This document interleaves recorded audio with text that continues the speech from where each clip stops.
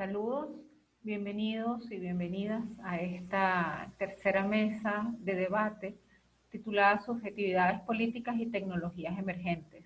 Esta mesa que me corresponde coordinar la organizamos de manera conjunta Red de la Calle y Centro Internacional Miranda. Mi nombre es María Ángela Petrizzo, soy investigadora del Centro Internacional Miranda y adicionalmente soy docente e investigadora en la Universidad Nacional del Turismo. Quisiera hacer una breve introducción a la mesa, animándoles además a que nos acompañen, porque es una mesa que va a estar cargada de muchos temas interesantes y que son de actualidad. Esta mesa corresponde con una línea de investigación sobre subjetividades políticas y tecnologías emergentes que busca conocer cómo las prácticas sociales de los sujetos, especialmente las juventudes, llevan a cabo acciones por la progresión de los derechos mediadas por las tecnologías digitales como un nuevo y potente espacio público para la expresión política.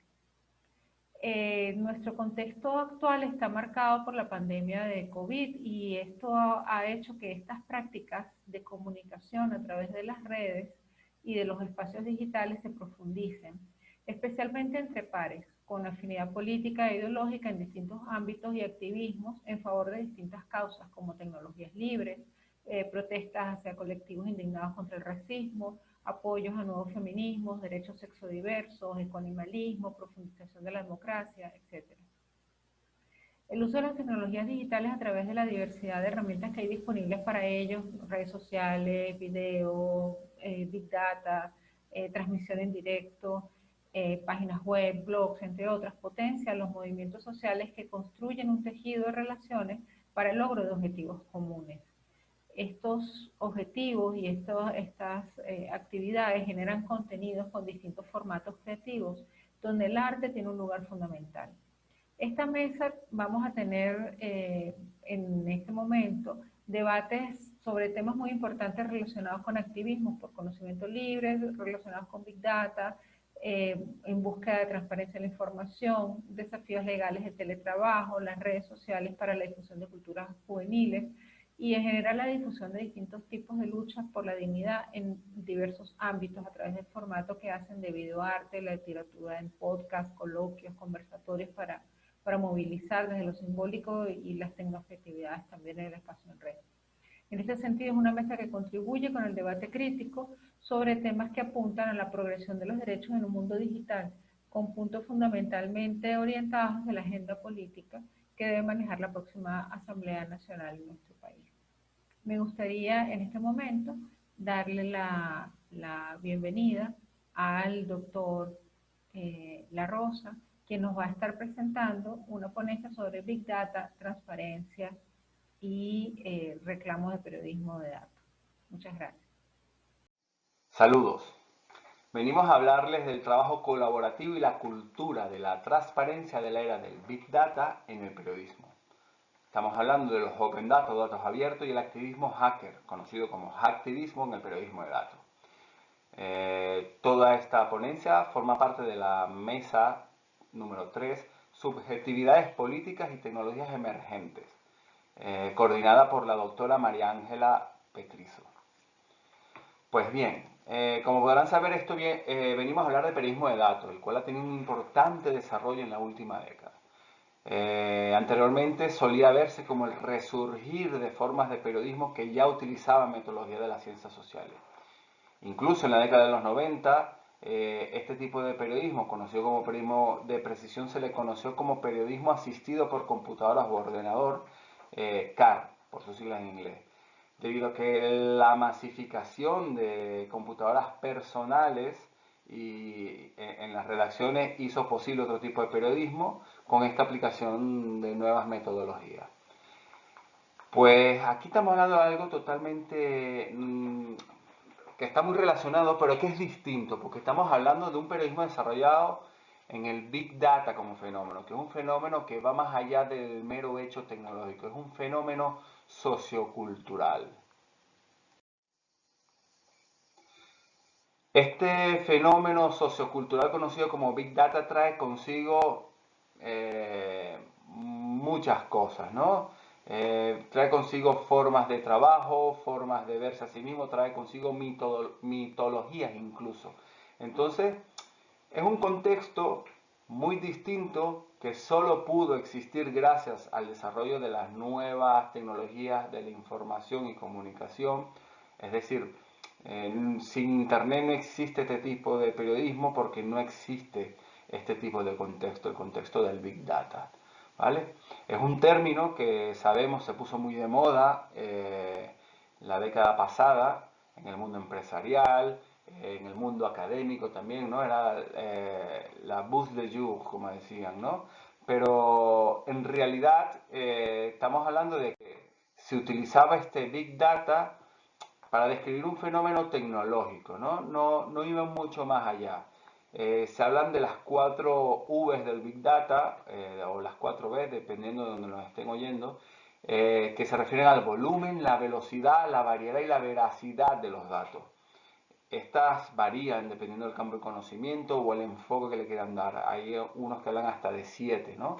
Aquí nos vamos a ceñir a estas 4 para que nos comprendan que es un fenómeno que va más allá de lo tecnológico, ¿no? Obviamente el volumen de los datos nos habla de la escala, de ahí viene el término de por sí de Big Data, ¿no? Pero también estamos hablando de la variedad. Ahorita utilizamos dispositivos móviles, hay cantidad de dispositivos conectados a internet, de distintas redes sociales, distintos tipos de mediciones. Hay una variedad de datos impresionante que aumenta esa escala y además se transmiten esos datos con una velocidad cada vez mayor.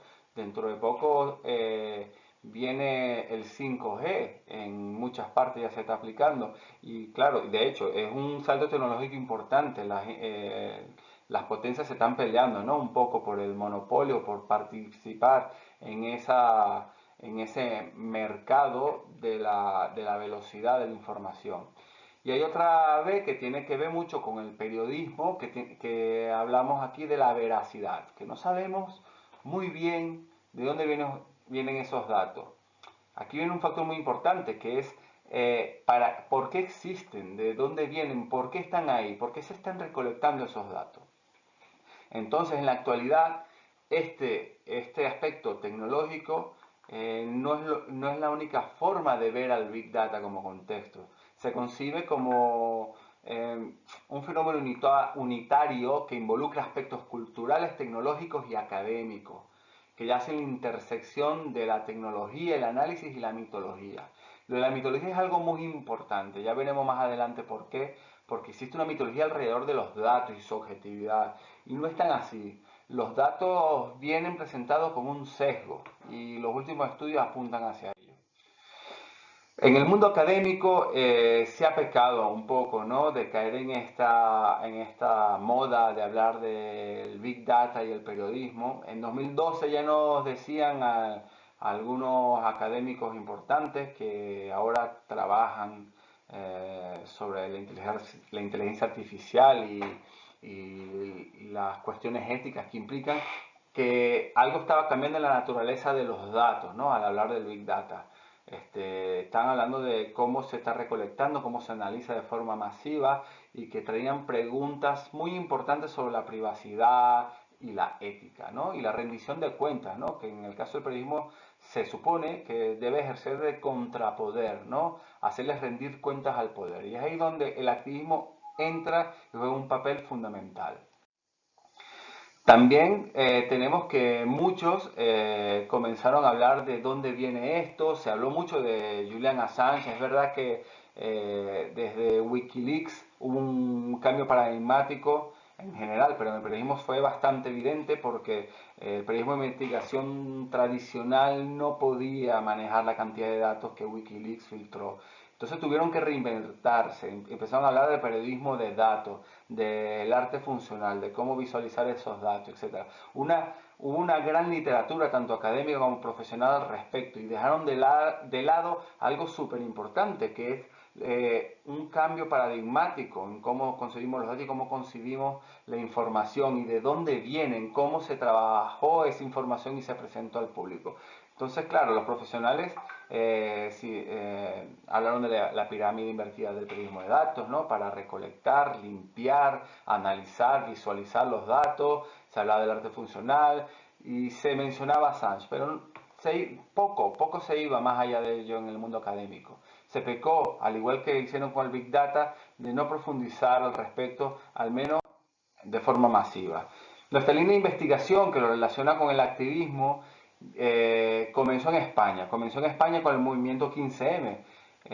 Ciertamente el movimiento 15M tomó por sorpresa el bipartidismo en este país y surgieron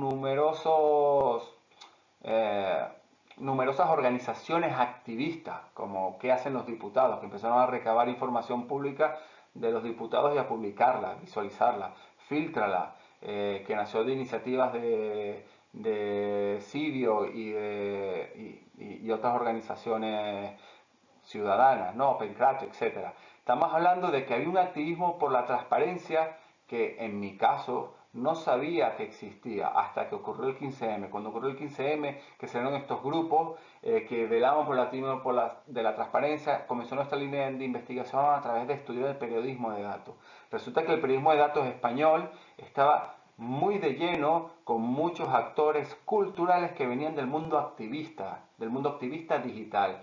Y estas personas del mundo activista digital están muy involucradas con el movimiento con el movimiento 15M. Entonces, ¿de dónde venía esto? ¿Por qué? Nos planteamos estas preguntas. Pues entonces decidimos estudiarlo a través de los estudios de ciencia, tecnología y sociedad, que nos daban las herramientas analíticas para estudiar las zonas de intercambio y los objetos limítrofes entre distintas comunidades. Así agarramos la noticia como objetos limítrofes entre distintos actores culturales más allá de los periodistas. ¿Por qué? Porque los primeros hackatones de periodismo de datos que se hicieron en España, por supuesto que habían periodistas, pero estaba lleno de muchas otras profesiones, de nuevas profesiones. Estamos hablando de informáticos, programadores, diseñadores gráficos, analistas políticos, etc. Hay una cantidad de profesionales involucrados en estos hackatones, en estas reuniones para producir información, en este caso de interés periodístico, que había que estudiarse cómo se producía este periodismo de datos a través de estas zonas de intercambio y objetos limítrofes. Y logramos encontrar paralelismo en la forma de trabajo de activistas hackers que ya tenían décadas luchando como la Fundación del Software Libre. Pues dentro de estos patrones de trabajo hemos encontrado que, claro, ha habido un mayor acceso a los datos con nuevas leyes de transparencia, y que los periodistas de datos han comenzado a tener prácticas culturales distintas de sus colegas tradicionales. Publican sus datos en bruto para que se reproduzcan las historias, colaboran con otros periodistas. Claro, el espíritu del hackathon, del trabajo colaborativo está ahí.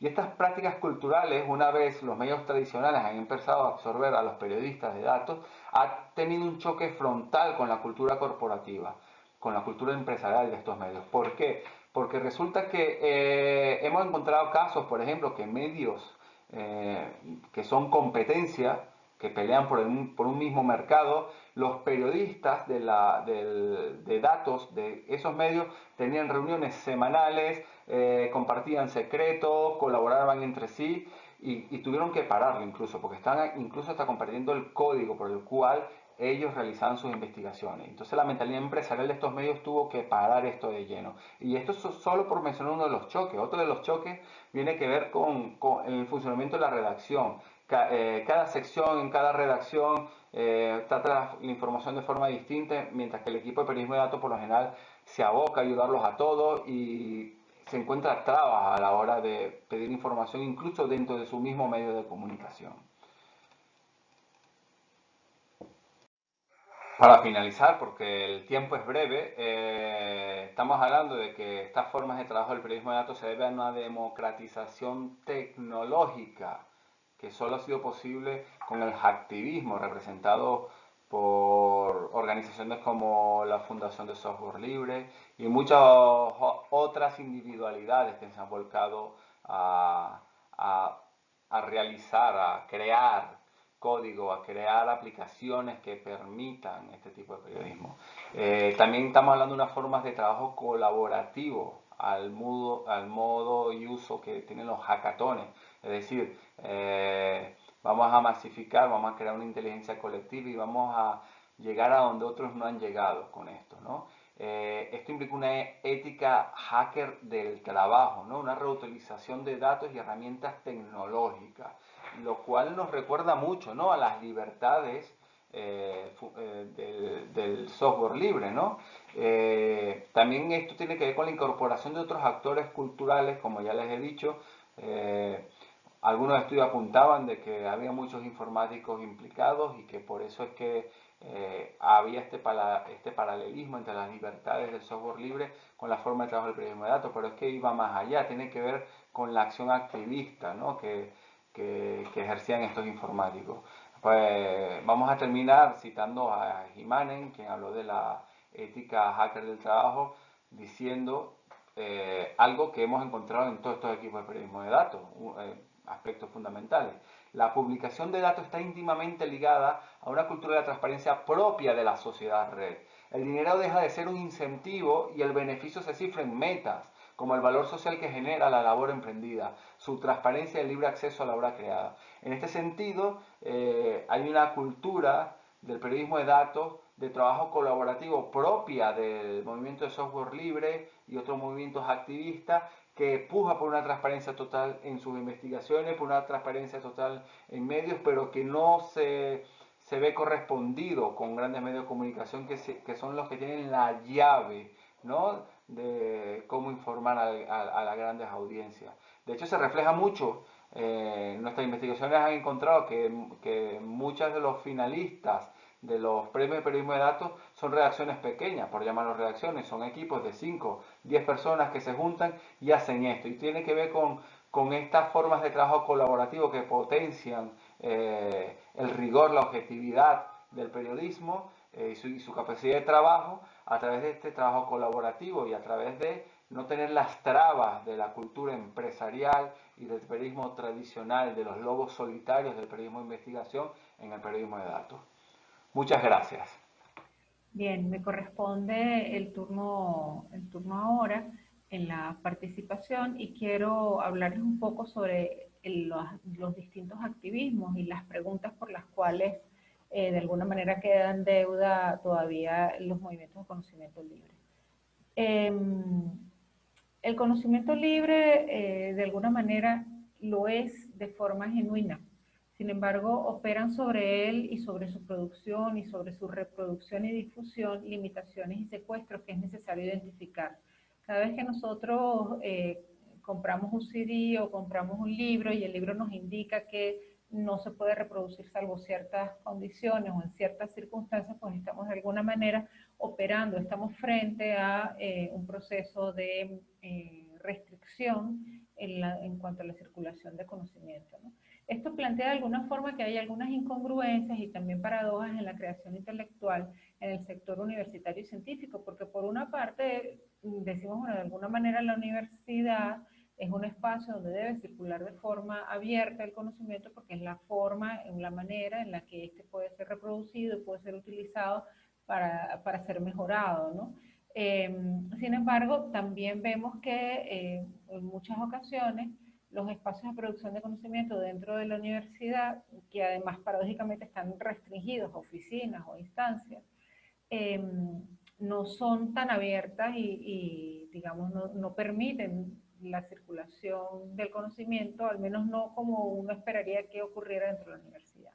Se fomenta entonces una cultura individualista y resulta bastante evidente que ocurre un secuestro de la creación intelectual también por las políticas y por las restricciones que se establece a través del copyright y de las patentes, y que de alguna forma las dinámicas universitarias y científicas legitiman, ¿no?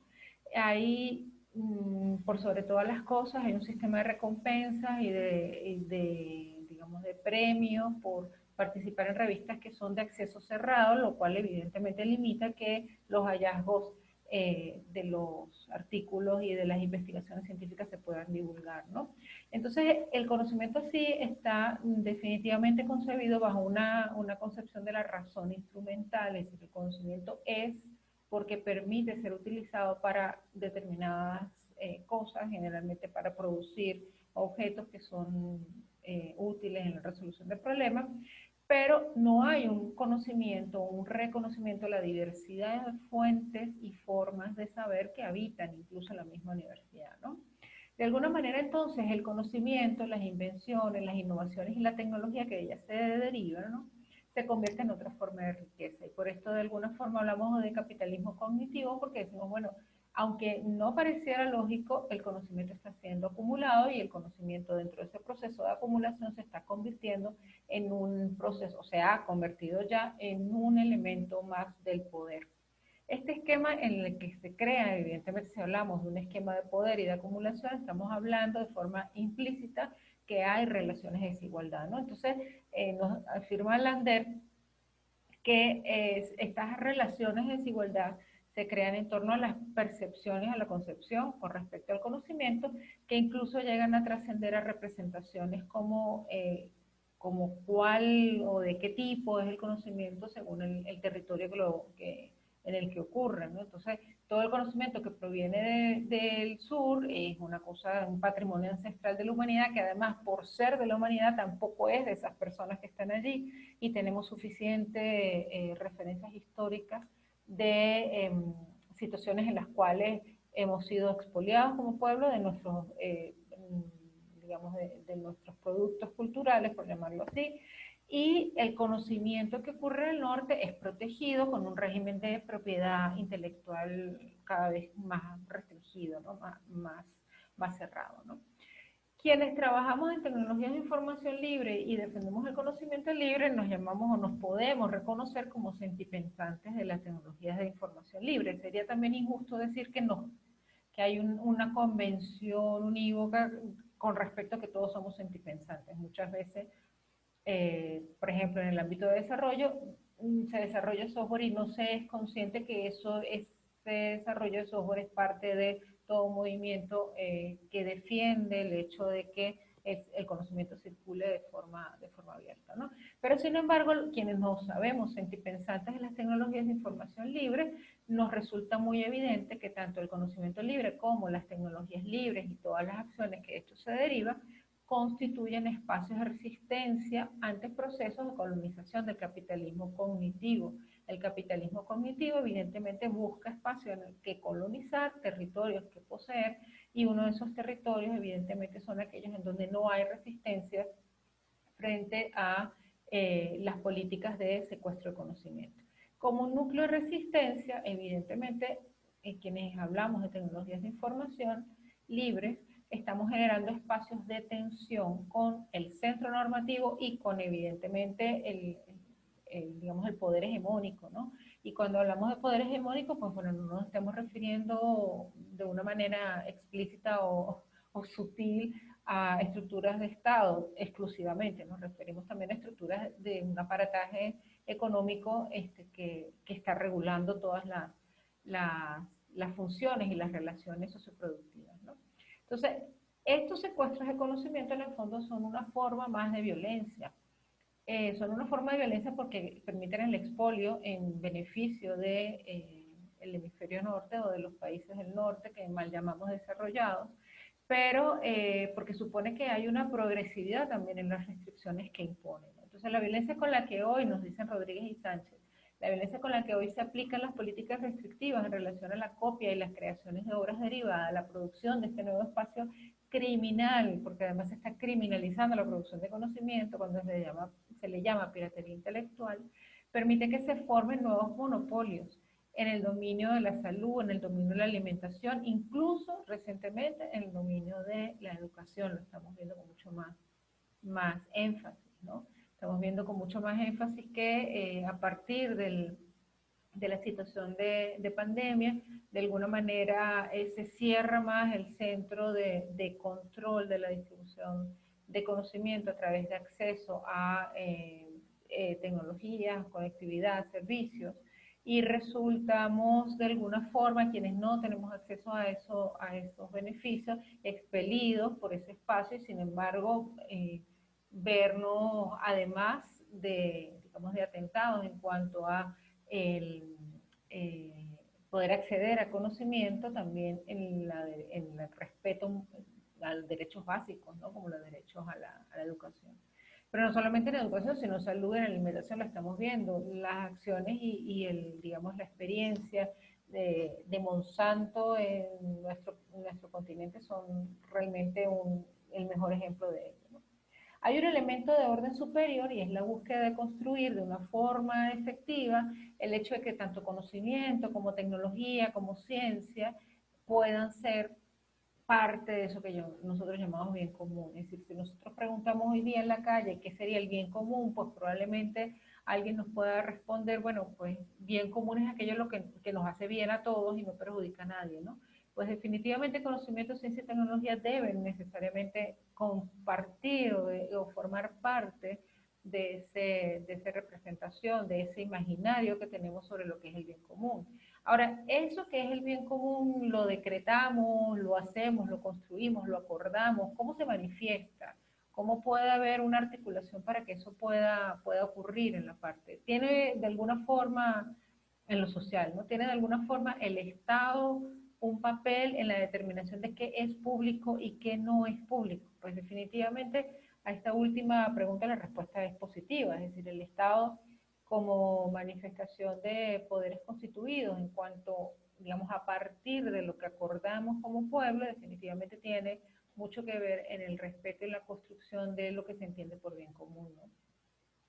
El movimiento de software libre hoy en día hace más evidente que a nivel mundial en muchas organizaciones se está buscando progresivamente la mejora de condiciones de distintas minorías, no solamente minorías de género, sino también minorías étnicas o incluso lingüísticas, dependiendo del software. Sin embargo, esto que es evidente o que se puede observar analizando los distintos apoyos que surgen para iniciativas con una especial atención a la incorporación de estas minorías, resulta quizás de alguna forma insuficiente para la superación de las desigualdades territoriales e intersectoriales que pueden estar ocurriendo en digamos, en esos colectivos, ¿no? En otras palabras, pues pareciera ser que los movimientos o el movimiento de software libre se pregunta por cómo incorporar a las minorías, pero no se pregunta por qué razón estas minorías son minorías, por qué razón estas minorías están en una situación de exclusión o digamos de periferia dentro de los beneficios de lo que puede ser el movimiento, ¿no? Por tanto, pensamos que este hacer de estas organizaciones en realidad no está respondiendo a la pregunta digamos, que genera el capitalismo, que debiera generar el capitalismo cognitivo, porque no lo hace explícito, es decir, no hace explícito que hay condiciones territoriales adversas en determinados espacios que esas condiciones adversas se traducen en exclusión de las personas que están en esos espacios, que constituyen a su vez unas minorías a las que algunos de estos grupos apoyan de manera, digamos, de manera directa, sino simplemente se entiende que como se da ese apoyo y se le facilita la incorporación a actividades de teletrabajo, etcétera, etcétera, de alguna forma se está solventando la situación, ¿no? De forma que pareciera que es necesario insistir en este momento en cuestionarnos por qué, pese a que entre los postulados del conocimiento libre y las tecnologías libres hay temas relativos sobre la libertad del estudio, la libertad de la modificación, la libertad del análisis, la libertad de divulgación de piezas de software, por ejemplo. ¿Por qué razón, a pesar de que esto es así, no es tan abundante los aportes que se hacen desde países, por ejemplo, de nuestro continente, ¿no? En relación a otros continentes? Y sí lo es el hecho de que estén trabajando, por ejemplo, desarrolladores en nuestro continente de forma remota con proyectos que son liderados por desarrolladores en el hemisferio norte. Parte de esto es que la búsqueda por beneficiar y apoyar a estas minorías en el fondo no está resolviendo los problemas graves del capitalismo cognitivo y de hecho no solamente no los está resolviendo, sino que incluso parece estarlos sosteniendo. Ya para cerrar quisiera de alguna manera apuntar 4 elementos que nos quedan como tarea que debemos resolver nosotros en términos de nuestros espacios, en nuestros territorios, y es construir una especie, digamos, ese sur del conocimiento libre que nos permita hablar de conocimiento abierto, que responda a estas preguntas planteadas y que además busque avanzar en la construcción de, digamos, de 4 aspectos que desde mi opinión pudieran ayudar a darle un piso de posibilidad, una condición de posibilidad, ¿no? En primer lugar, un marco legal que lo promueva, es decir, que promueva el conocimiento abierto a nivel de nuestro país, a nivel nacional, a nivel regional también sería interesante. Prácticas sociales que lo sustenten, es decir, no basta con facilitar el acceso a Canaima, no basta con facilitar el acceso a tablets, a docentes universitarios, sino que además es importante generar prácticas sociales que sostengan el uso de esto con principios de software libre. Se requiere evidentemente también una infraestructura tecnológica y de servicios que lo habilite. Las condiciones en nuestro país definitivamente no están planteadas en ese sentido y eso es una tarea pendiente que hay que resolver. Y finalmente un compromiso colectivo que lo haga operativo. Es decir, no podemos de alguna manera esperar que sea el Estado el que resuelva todas las condiciones que son necesarias para la construcción del conocimiento libre o el conocimiento abierto como una palanca para resolver las desigualdades planteadas por el capitalismo continuo. Muchas gracias. Hola, mi nombre es Diva Guzmán y hoy vamos a estar hablando sobre los desafíos en pospandemia para el teletrabajo en Venezuela. En Venezuela surge el teletrabajo como una modalidad, una respuesta estratégica a lo que ha traído consigo la pandemia y además el adicional de una situación de guerra económica en el cual nos encontramos inmersos o se nos ha inducido a nuestro país transitar por un proceso de guerra económica. En ese sentido, el movimiento obrero venezolano ha levantado una consigna que responde que entre cuarentena y producción no puede haber contradicción. En ese orden de ideas nos hemos adaptado a nuestras nuevas realidades, creando mecanismos, estrategias, modalidades, tácticas, ideas y planes que nos ayuden a ordenar el trabajo y a no paralizar los procesos productivos. Evidentemente es un proceso, una modalidad que nos demanda nuevas reglas.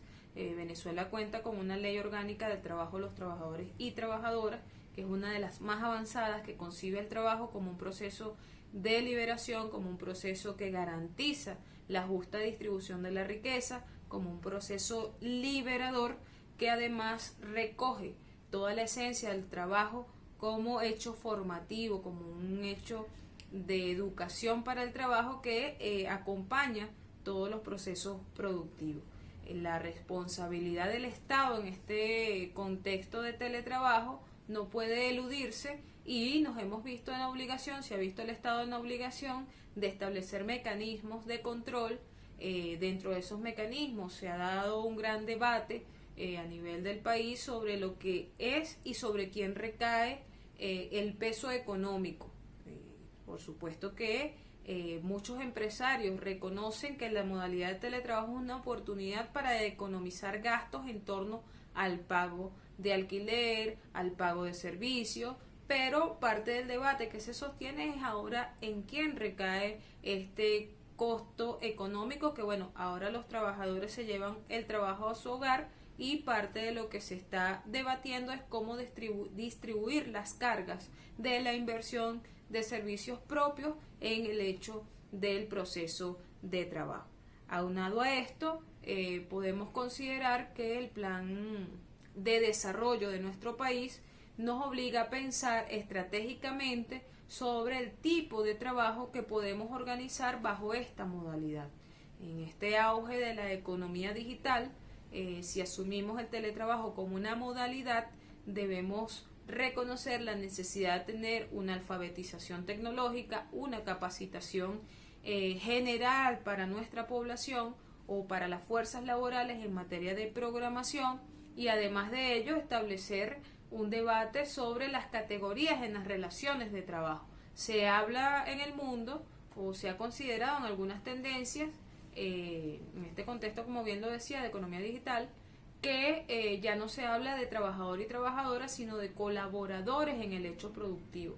Eso es un concepto que actualmente nos encontramos debatiendo, dado que nuestra visión política, filosófica y doctrinaria nos lleva a comprender el trabajador y la trabajadora como un sujeto protagónico, un sujeto activo, constructor del desarrollo del país, y por ende hay una relación de poder establecida en el proceso social de trabajo a través de la venta de la fuerza de trabajo y la lucha histórica que ha motorizado a este movimiento. Por eso también nos encontramos reflexionando sobre el papel que juegan los movimientos obreros, entiéndanse los sindicatos de trabajadores y trabajadoras, dado que esta modalidad pone como desafío que el tema del distanciamiento, hacer el trabajo desde casa, las nuevas formas de espacios donde se desarrolla el proceso de trabajo, hace que sea un desafío para el movimiento sindical el encuentro de trabajo, que el distanciamiento social no sea una ruptura, un quiebre a la organización laboral. En ese mismo orden de ideas vemos que ha sido todo un desafío para la formación de los jóvenes, para la educación en materia de competencia, como habíamos mencionado, y la juventud nos demanda nuevas oportunidades de construir sueños, y se convierte en una oportunidad para diversificar el proceso formativo, para diversificar las oportunidades de capacitación en estas nuevas fuerzas de trabajo o en esta generación de relevo para el mundo laboral. De igual manera, encontramos un debate bastante interesante con respecto a la perspectiva de género que debemos incorporar en el proceso de sistematización de la experiencia del teletrabajo, que es la fase en la que nos encontramos en Venezuela. Me refiero a la equidad de género, al enfoque de género para atender esto, dado que ahora con la teleeducación también, con la educación a distancia, las mujeres asumimos diversos roles. En el caso de Venezuela, un país muy activo donde el liderazgo feminista, el liderazgo femenino sale a las calles y vanguardiza todo un trabajo social. Hablamos de los distintos roles y contabilizamos el papel de la mujer como activista social y político, como trabajadora vinculada a una relación contractual, sea una empresa privada o pública, ahora como educadoras, es decir, guías del proceso educativo, y por lo que históricamente se ha asumido el rol de ama de casa, lo que nos ha conllevado a nosotras a considerar como un punto especial el rol o el papel y el derecho de las teletrabajadoras en este proceso de trabajo, en esta nueva modalidad de trabajo, para disminuir y equilibrar la distribución de las tareas, la distribución de las responsabilidades, y parte de este debate nos ha llevado a incorporar todo el tema del sistema de cuidados, un sistema de cuidados como parte del equilibrio en la balanza en las responsabilidades colectivas del movimiento de mujeres o de las mujeres trabajadoras. De igual forma es importante considerar que el desafío en materia tecnológica, garantizar el acceso a Internet, forma parte de lo que estamos considerando al momento de debatir las condiciones para el teletrabajo. Esto en el marco del desafío pospandemia. La pandemia nos ha obligado a entrar en una nueva dinámica. La pospandemia la consideramos nosotros debe recoger todas estas experiencias, sumarlas a lo que ha sido el aporte, el crecimiento económico, y de esa manera establecerla como un mecanismo, una modalidad de trabajo que demanda a su vez toda una materia legislativa, toda una tarea legislativa. En ese sentido, en el contexto que nos encontramos en Venezuela, actualmente un debate nacional, una convocatoria electoral para el proceso de renovar el poder legislativo de nuestro país, el poder que además está investido para legislar en todas las materias de interés nacional, incluyendo el mundo del trabajo, está convocado a revisar las condiciones en las que este proceso se incorpora, se integra y forma parte ahora de nuestra nueva realidad post pandemia. En ese sentido hemos considerado varios elementos para esta dinámica de recoger propuestas, de abrir debate, pero sobre todo de legislar. Y un elemento fundamental está vinculado al hecho de la salud laboral. Es un aspecto a considerar dado que las condiciones ergonómicas, el tiempo que empleamos en la conectividad con el uso de la internet, el derecho a la desconexión, que además es un concepto que en Latinoamérica ha tenido mucho auge, el derecho a establecer tiempos de trabajo, a establecer las condiciones, a la supervisión de las condiciones de trabajo, todo eso está considerado en la materia legislativa. Los nuevos tipos de enfermedades ocupacionales que ahora con esta modalidad de teletrabajo se están incorporando. Se habla incluso de la infodemia, el desborde de información a la que estamos siendo sometidos, sobre todo por el contexto en el que surge el teletrabajo y nuevas enfermedades ocupacionales. Entonces, la materia de salud laboral es importante que podamos legislar. De igual forma, dentro del proceso legislativo, estamos considerando todo el tema de la seguridad laboral, no solo por la salud, sino por tus condiciones en el relacionamiento, todo el uso y manejo de información que se hace a través del teletrabajo representa unos niveles de responsabilidad y hay que establecer los límites de la misma. Todo esto como parte de los puntos de agenda para legislar en esta materia. De igual forma, el tema de las reivindicaciones y garantías salariales, las garantías de recreación, las garantías que debe tener el trabajador y la trabajadora a recibir una justa remuneración. Ya hay una tendencia mundial que ha ido posicionando un concepto de un salario mínimo mundial, algo que en nuestra condición pudiera ser muy favorable, dado que el trabajo que se aplica, que se emplea a través de la modalidad de teletrabajo rompe las fronteras.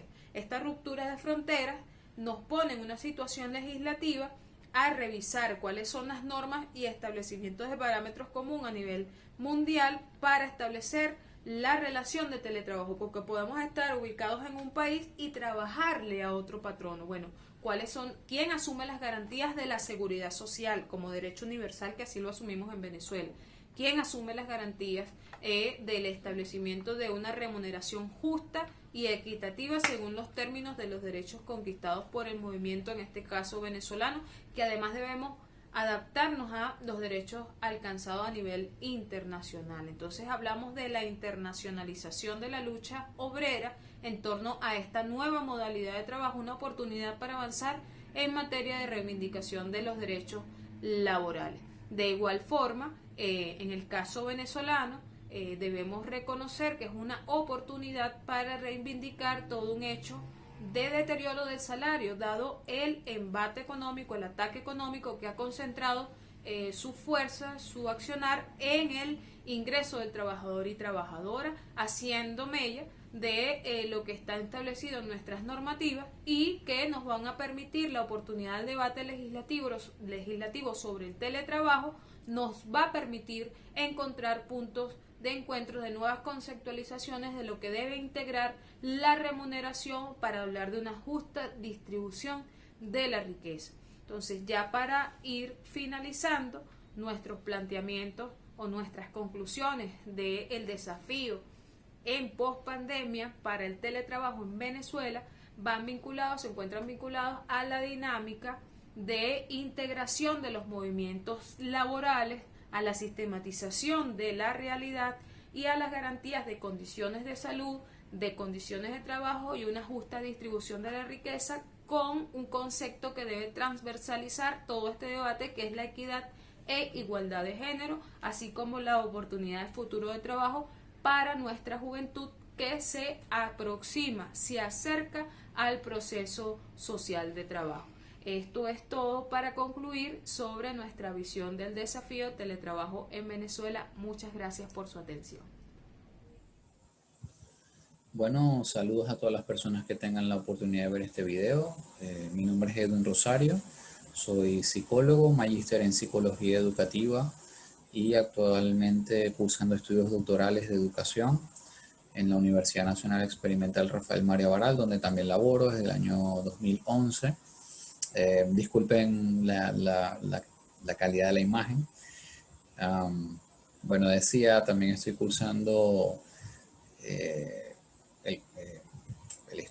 el curso internacional de métodos y técnicas de investigación social, segunda corte de parte de Claxo. Y bueno, pertenezco al Centro Internacional Miranda y a la Red Iberoamericana de Investigadores en Anime y Manga, la RIAM, de la cual hablaremos un poco más adelante. Y bueno, nada, hoy vamos a hablar un poco de el Cool Japan, unas políticas de Estado del Estado japonés, y de manga anime. El manga son los cómics, la industria del cómic japonés, y el anime es la animación japonesa. Lo fusionamos en un solo término porque típicamente pues son industrias que están sumamente articuladas, fuertemente vinculadas una a la otra. Entonces, bueno, vamos a ver un poco acerca de la conexión entre el manga anime y el Cool Japan, que de alguna manera legitima justifica el hecho de que yo esté acá hablando de esto, ¿no? Acerca de la investigación manga anime justamente.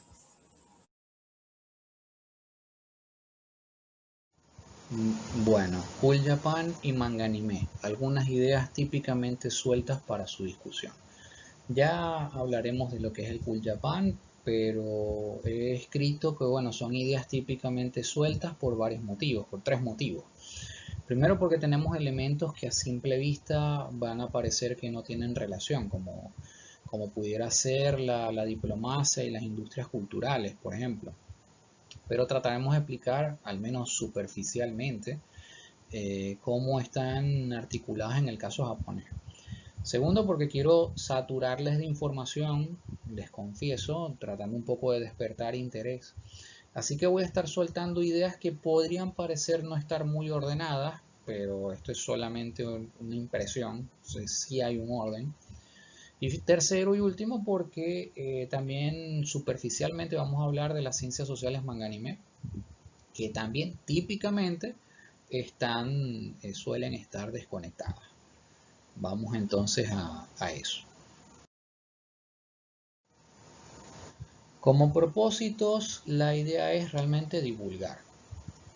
En este caso, Cool Japan, como históricamente se ha ido desarrollando, brevemente, superficialmente, lo que han sido las ciencias sociales manga anime en esta parte del mundo, y develar, seguir divulgando acerca de las realidades y fenómenos manga anime que han tenido influencia en las juventudes.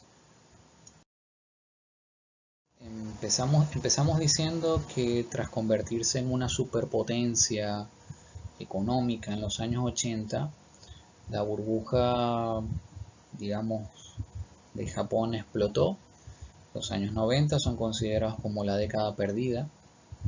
El país entró en una fuerte recesión económica y aunado a eso, pues la población estaba y ha seguido envejeciendo, lo cual preocupaba mucho de cara al futuro, económicamente hablando.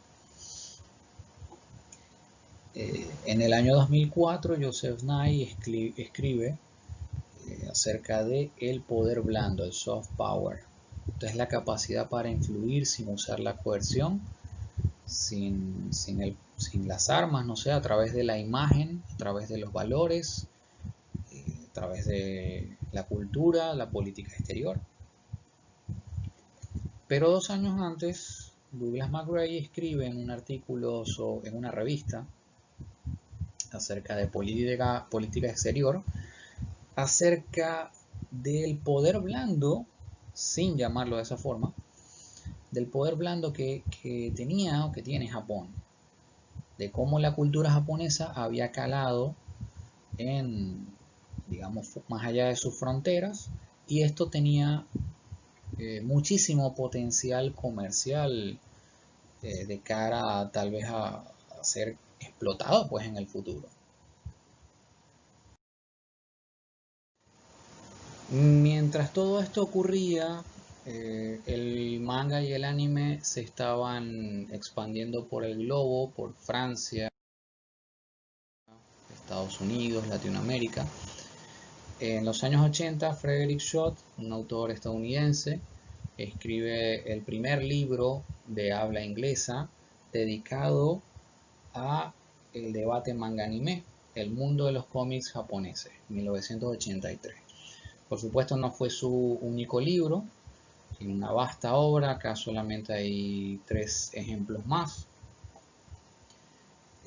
Pero él sería quien de alguna manera impulsaría el debate manga-anime en Estados Unidos. Y bueno, el manga y el anime, como decía, se siguen expandiendo. Esta es ya la segunda generación del anime.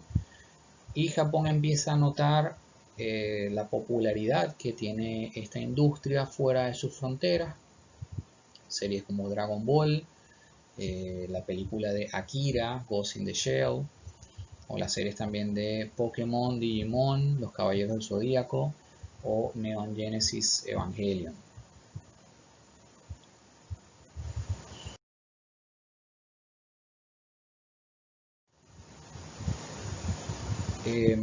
A principios del milenio, en informes de los ministerios de Economía y de Relaciones Exteriores, comentan que basados en el libro de Nye, en el libro de Soft Power y en el artículo de Douglas McGrath, sí que basado en ello y en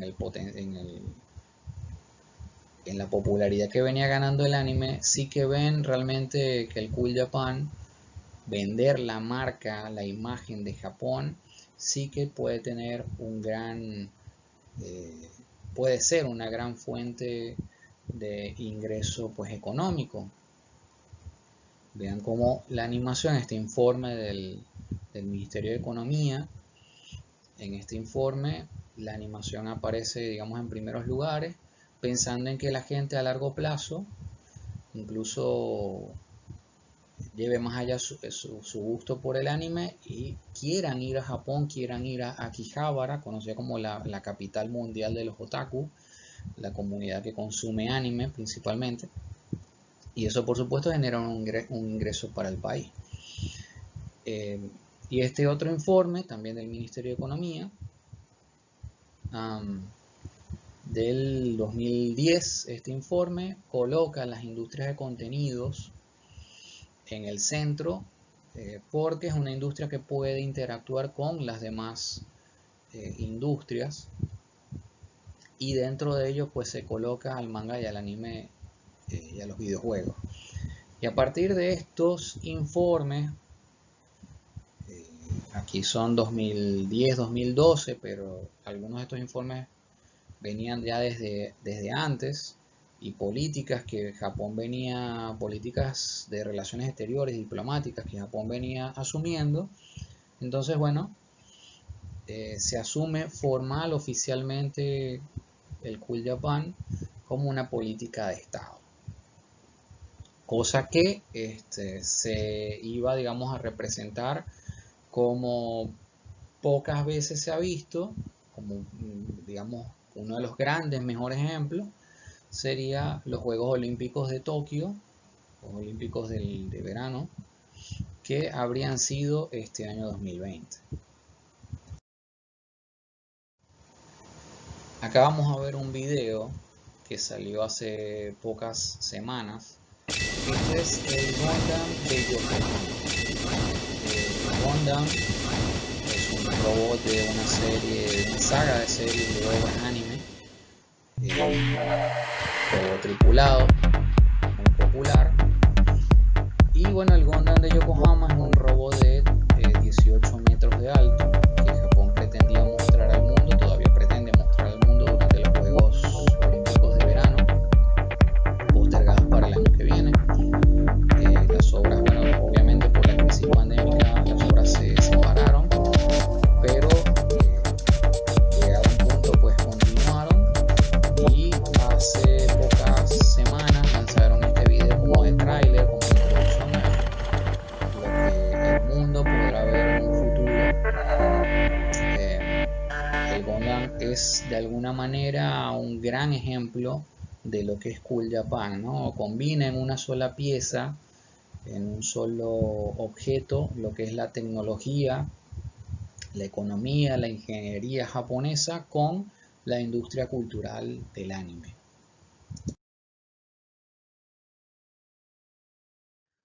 A través de la obra de Frederick Schott, la cultura, o bueno, la investigación en el campo manga anime se propagó y se ha mantenido así. Estos son libros que se han publicado en Estados Unidos pensando en lo que son las temáticas en el mundo del manga y el anime. Mecademia es una revista arbitrada, científica, lanzada por la Universidad de Minnesota en 2008 y que se publica anualmente, dedicada única y exclusivamente al manga y el anime.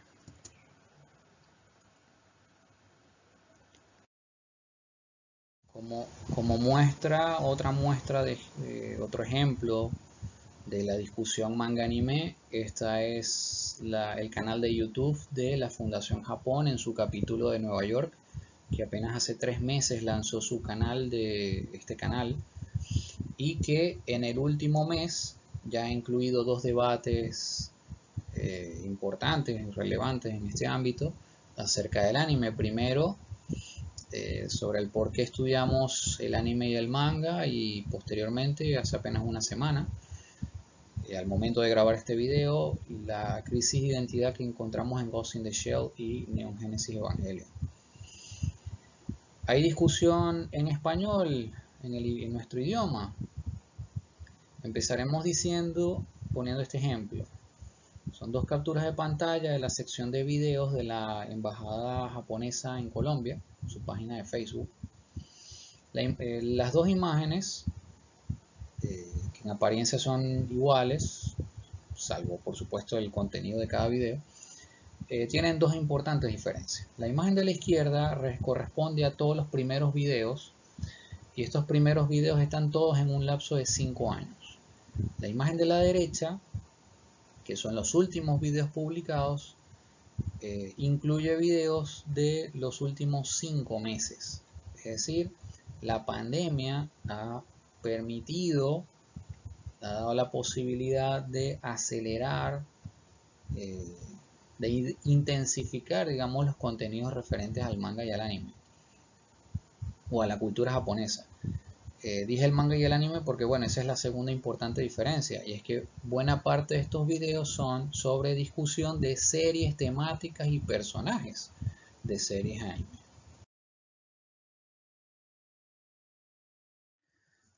Publicaciones manga anime en nuestro idioma. Constantemente hay revistas arbitradas que hablan o incluyen artículos que ponen en tensión estas industrias, pero también hay tesis. Esta en particular, El anime como dispositivo pensante, de Alba Torrens, española, es una doble tesis doctoral de filosofía por la Universidad de Barcelona y tesis doctoral de comunicación social por la Universidad Nacional de Córdoba, en Argentina.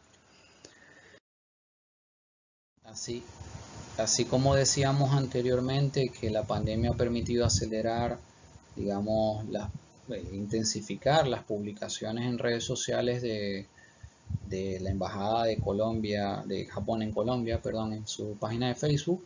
Esto ha sido el caso de otras páginas de Facebook, redes, instituciones, a través de redes sociales, como son la Embajada de Japón en Argentina y Perú, Fundación Japón, el Centro del Japón, que es un centro de investigación de la Universidad de los Andes en Colombia, y la Asociación Cultural Satori de Perú, que está también inclusive impulsando el primer encuentro internacional de cultura japonesa, un mes entero de discusiones referentes a Japón, incluyendo manga y anime.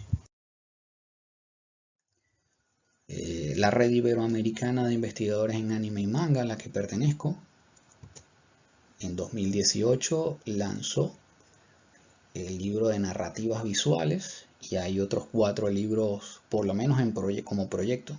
Sí, hay un segundo que estaba por salir. Y fíjense la demografía de la red. Somos 96 miembros de 12 países, predominan Argentina, la red se fundó por un grupo docente de la Universidad de Buenos Aires, España y México. La edad promedio es de 34 años. En cuanto a género, es un colectivo sumamente equilibrado. 17 al menos poseen doctorado. Digo al menos porque esta es una parte que todavía está en proceso de registro, así que pueden ser más. Y otros 14 al menos también están cursando estudios doctorales.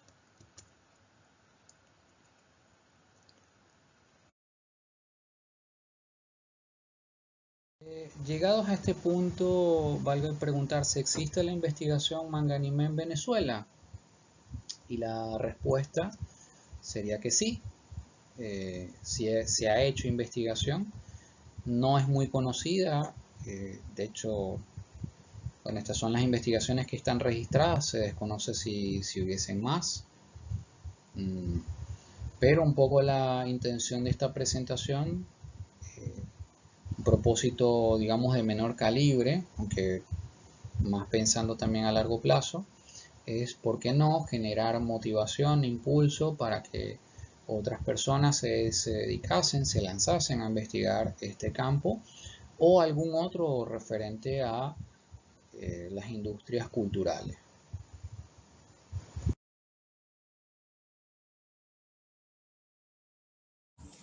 Bueno, como les dije anteriormente, la intención era un poco tal vez dejar algunas cosas sueltas, así que seguramente o posiblemente hayan algunas dudas, algunas preguntas.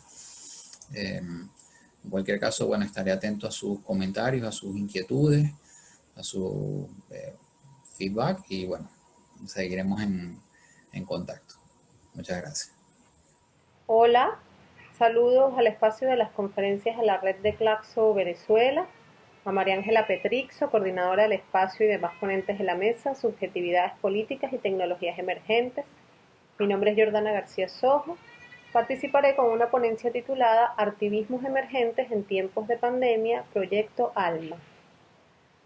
Voy a hablar del proyecto ALMA, del que fui parte del equipo creativo desde la escritura del guión, junto con Marcela Lunar, quien es la realizadora de la obra, y el equipo de Amacá Colectiva y El Horno Creativo. ALMA es una obra que surge en tiempos de pandemia y confinamiento. Todo el proceso creativo estuvo atravesado por esa condición distópica que nos arrojó intempestivamente la situación de emergencia mundial. Cuando Marcela Lunar me llamó para escribir el proyecto, ya estábamos resguardadas, encerradas, en casa, con el privilegio que eso implica si pensamos en quienes no pueden quedarse en casa o no tienen casa. Desde la distancia física, utilizando redes y canales digitales, escribimos una obra que precisamente busca interpelar esa situación de angustia y opresión que la pandemia develó. Por ello, ALMA está atravesada por la situación de emergencia mundial desatada por la pandemia de COVID-19, tanto desde la concepción y desarrollo creativo, que significó el uso de tecnologías y dinámicas telemáticas para la confección del guión, como en el contenido final y los sentidos que se desprenden de la obra. La difusión de contenidos artísticos mediante redes sociales en formatos descargables y compartibles en dispositivos portátiles implica una transformación de los circuitos de legitimación de los discursos artísticos, acercándolos a formas menos sacralizadas de recepción, ni museos, ni bienales, ni catálogos, y activando la posibilidad de interrelación por redes de uso masivo como WhatsApp o Instagram, tan utilizadas para difundir mensajes políticos. Esta vez quisimos usarlos para ofrecer la opción de mirar un discurso más bien incómodo que removiera o al menos dejara interrogantes. Entendemos, sin embargo, que aunque los medios digitales puedan permitir mayor acceso a diversidad de contenidos, la mediación virtual también profundiza la brecha tecnológica existente de acuerdo a las condiciones económicas y de clase que atraviesan nuestras sociedades. Alma es una obra de raigambre distópica, pero que no busca solamente hacer mímesis y representar el estado del espíritu y el cuerpo en confinamiento y pandemia. También trata de trazar o abrir un compás amplio de interpelaciones donde las y los espectadores sean la pieza final indispensable para armar y componer sentidos desde su propia experiencia del distanciamiento y la pandemia. Es importante insistir en cómo el uso de las plataformas tecnológicas y las nuevas dinámicas de difusión de contenidos fueron parte esencial de la forma en que pensamos la construcción de los sentidos de Alma como obra. El mismo título hace referencia a un doble juego, en el de una de las más altas esferas de la idea del humano, el alma, y el del aparato de altísima gama tecnológica que es el telescopio ALMA, del cual nos inspiramos para escribir la obra. El proyecto ALMA evoca unas siglas, las correspondientes al telescopio Atacama Large Millimeter Array o ALMA, el cual se encuentra en el desierto de Atacama en Chile. El telescopio ALMA utiliza una tecnología especial que ha permitido ver galaxias tan lejanas que su luz ha tardado más de 12.000 millones de años en llegar a nosotros. Sobre la tecnología de ALMA, cito: el telescopio ALMA utiliza una galaxia cercana como lupa, un efecto conocido como lente gravitacional, permitiendo a ALMA ver en el espacio distante con detalles sin precedentes. Este efecto, la atracción gravitacional de la galaxia cercana, distorsiona y dobla la luz de la galaxia distante, causando que parezca deformada y aumentada. Fin de la cita. Es imposible no maravillarse ante la capacidad innovadora y desafiante de constructos tecnológicos como el telescopio ALMA y de las posibilidades que sus descubrimientos implican para el vuelo de la mente humana. Ver a través del reflejo de una galaxia a otra galaxia, acaso ya apagada, pero que su luz llega a nosotros en una cantidad de tiempo casi inconcebible, sin embargo pronunciable y medible, son situaciones mentales basadas en hechos constatables según la ciencia astronómica que rozan lo poético y por supuesto conectan con el pensamiento filosófico. En este encadenamiento de ideas, asombros y emociones que nos genera la posibilidad del telescopio ALMA, hallamos una fuerza, un potencial humano que creemos imprescindible desplegar para salvaguardar un futuro vivible ante la distopía que ha significado la pandemia de COVID-19 y sus consecuencias devastadoras en la sociedad. Utilizando el arte como discurso amplificador, decidimos invertir la mirilla del telescopio y usar su fuerza evocadora para mirar adentro, acaso el alma, y medir quizá la insondabilidad y capacidad de asombro de lo que somos como especie, rastrear el miedo, la incomodidad, la incertidumbre que nos atraviesa como sujetos y volver a las preguntas fundamentales, tan urgentes para intentar recomponer el afuera. En este juego de metáforas y construcciones poéticas está basada la dramaturgia de la obra Alma, un seriado de 8 capítulos breves, de entre 2 y 4 minutos cada uno, que conjuga distintas disciplinas artísticas, danza, teatro, música, cine y poesía, con las dinámicas de difusión telemática, ceñidas además a los ritmos que despliegan las redes sociales como filtros de contenido.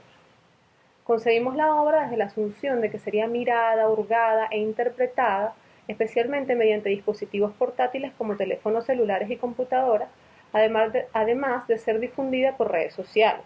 A sabiendas de esta condición de los soportes y medios, quisimos apostar a la participación necesaria de los espectadores para no solo desentrañar, sino reconstruir sentidos a partir de la obra, en una especie de juego de armado visual que pudiera verse con independencia entre capítulos, secuencialmente, alternadamente y en distintos momentos. En este punto, es difícil no traer a colación las cuestiones planteadas por Walter Benjamin en la obra de arte en la época de su reproductibilidad técnica, donde plantea las transformaciones del sentido de autenticidad y originalidad de las obras de arte a partir de los cambios en los soportes y las novedades técnicas de su reproductibilidad, que sin embargo permitieron democratizar y ampliar el acceso a las mismas durante el siglo XX. En la segunda década del siglo XXI, asistimos a cambios que venían sucediendo aceleradamente desde el siglo XX en cuanto a la materialidad y los flujos de difusión de obras, y lo que hoy se suele llamar contenidos. Todo ello se ha acelerado años luz con la pandemia y la obligatoriedad del confinamiento, también del miedo que se inaugura con ello al afuera, y nos lleva a nuevas preguntas, o más bien a modificar preguntas esenciales sobre cómo relacionarnos como especie entre nosotros y con el resto del planeta, en un mundo cada vez más mediado por plataformas tecnológicas y virtualidades. Llegados aquí, nos interesa la visión de la capacidad activa de interpretación del espectador o la espectadora que dilucidara el filósofo Jacques Rancière en su libro El espectador emancipado, donde luego de mostrar los derroteros de la crítica del arte occidental, basada primero en la crítica a la mímesis y la representatividad, que falsifica la realidad según la visión platónica que expulsa a los poetas y artistas de la República ideal, y luego en la crítica al espectáculo como exceso alienador de las mentes, parafraseando a Guy Debord, Rancière nos introduce al proceso de subjetivación política. Cito: la acción de escindir la unidad de lo dado y la evidencia de lo visible para diseñar una nueva topografía de lo posible. Fin de la cita. Siguiendo a Rancière, podríamos afirmar que alma o que en alma quisimos desde la concepción y producción estética escindir la unidad de lo dado, la evidencia, para dejar avanzar la acción interpretativa de quienes observan y escuchan, las y los espectadores emancipados, utilizando la materialidad tecnológica a la que estamos obligados para transmitir indicios de una incomodidad, aberturas, aproximaciones al vértigo que nos habita en la situación de emergencia mundial que vivimos. Marcela Lunar, realizadora de Alma, afirma que el leitmotiv central de la ruta creativa de Alma fue dejar constancia del momento presente. ¿Cuál es ese momento? Quizá la espiral de emociones antagónicas y contrastantes que nos atraviesan en medio de la pandemia del confinamiento. Emociones que ya sucedían en el paisaje humano contemporáneo, pero que la situación de emergencia ha agudizado de golpe. El desacomodo del mundo, como diría el poeta Raúl Zurita. Cada escena de Alma es un pasaje y un paisaje del estado anímico del yo en relación al afuera, que se interpela y lo interpela adentro. La caída, el grito, la jaula, el beso, el abrazo, el vomitador de palabras, la reconstrucción y la espera. Son los 8 capítulos de Alma. Como hemos dicho, estas escenas pueden leerse en secuencialidad o de manera autónoma en distintos momentos. Todas están construidas sobre un escenario desnudo, negro, rasgado por la presencia de personajes vestidos de blanco, vendados incluso, enmascarados, cuyos movimientos lentos pueden evocar una especie de sonambulismo. Las escenas están acompañadas con paratextos, escritos que esbozan una guía sutil, más bien una evocación poética que contempla la puesta en escena con palabra escrita, que complementa la puesta en escena con palabra escrita. Con Alma se evidencia el carácter voyeur de las dinámicas telemáticas, por ello el juego poético con la figura y la potencia del telescopio, el aparato por excelencia para hurgar, investigar, acaso espiar el afuera, esta vez invertido en una dinámica de doble mirilla que hurga, husmea, acaso espía el adentro, en un juego de espejos que pueden reflejar ambos espacios, el afuera y el adentro como estados contiguos que el espectador o la espectadora transitan en un trenzado entre sujeto y objeto, no lineal ni dicotómico. Tanto el desasosiego como la calma se pueden encontrar en Alma, pero siempre desde la interrogación y el cuestionamiento. Nada en la obra está dado de manera unívoca o lineal. Toca al espectador o la espectadora movilizar los sentidos desde su propia experiencia y emancipar el acto interpretativo, como quería Rancière, asumiendo además el soporte digital en sí como parte del sentido mismo. La pandemia de COVID-19 ha significado un hito secular. Sus consecuencias están sucediendo ante nuestros ojos y seguirán transformando el mundo tal cual como lo conocíamos. ¿Acaso lo que ha significado sea mucho más hondo y tectónico que los hechos y consecuencias del 11 de septiembre de 2001? El miedo al afuera se profundiza, la extinción como posibilidad cercana y latente está allí, la demostración palpable de que el sistema no es apto para emergencias ni es sostenible a mediano plazo, y el protagonismo de la tecnología como única certeza. Son algunas de esas nuevas situaciones que afectan, por supuesto, la producción y reproducción del arte y los discursos estéticos y poéticos. La bienalización de las artes, que da un espacio central a las grandes metrópolis como centros de acceso privilegiados a las innovaciones en el campo artístico, la reformulación museística como espacios de legitimación cultural, se han visto trastocadas hasta la raíz con la pandemia. Al igual que el cierre temporal de teatros y cines que aceleró las dinámicas de acceso y consumo de arte y espectáculo en casa a través de dispositivos portátiles. Toda esta situación se cruza con la incomodidad y el desasosiego social que ha generado nuevos escenarios de activismo político, al menos en América Latina de gran envergadura, el uso de la Big Data como campo de batalla por las subjetividades y la conectividad de cuerpos mediante dinámicas telemáticas. En esta superposición de lenguajes, formatos, soportes y legitimaciones discursivas, se enmarca Alma como un tránsito, no sabemos bien a qué estadios, quizá ese clima de inquietud y de inconclusión de esta época de pandemia, quizá el reflejo de la incertidumbre activa, la protesta del miedo, la incomodidad que nos lleva a la acción nerviosa y nos junta desde el vértigo que produce no solo el futuro, sino el presente mismo. Bueno, ahora quisiera invitarlos a ver uno de los capítulos de Alma, llamado La Espera, y nada, invitarlos a que sigan viendo el resto de los capítulos cuando quieran, cuando puedan, a través de las redes de Amacá Colectiva y de Fundarte Caracas, también desde el portal de la revista cultural Mente Cupa. Muchísimas gracias.